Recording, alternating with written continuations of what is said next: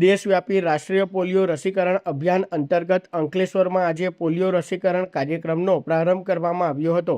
GIDC વિસ્તારમાં આવેલ golden point તેમજ શહેરની ગોયા બજાર શાળામાં અભિયાનનું ઉદ્ઘાટન કરાયું હતું।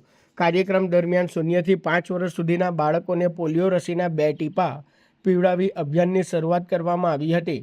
બાળકોને પોલિયોથી સુરક્ષિત રાખવાના ઉદ્દેશ્ય સાથે આયોજિત આ અભિયાનમાં મોટી સંખ્યામાં વાલીઓએ પોતાના બાળકોને રસી આપવાની હાજરી આપી હતી। આરોગ્ય વિભાગ દ્વારા વિવિધ ટીમોની રચના કરવામાં આવી છે, જે શહેર અને ગ્રામ્ય વિસ્તારોમાં જઈને બાળકોને પોલિયો રસીના ટીપા પીવડાવશે। આરોગ્ય અધિકારીઓએ તમામ વાલીઓને પોતાના 5 વર્ષથી ઓછી ઉંમરના બાળકોને પોલિયો રસી જરૂર આપવાની અપીલ કરી હતી। આ અભિયાન દ્વારા એક પણ બાળક પોલિયો રસીથી વંચિત ન રહે તે માટે આરોગ્ય વિભાગ સઘન કામગીરી કરી રહ્યું છે।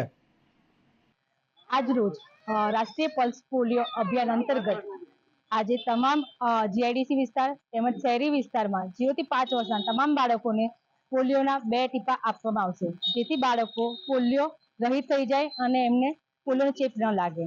તો મારી તમામ જનતાને વિનંતી છે કે આજ રોજ 0 થી 5 વર્ષના તમામ બાળકોને પોલિયોના 2 ટીપા પીવડાવે।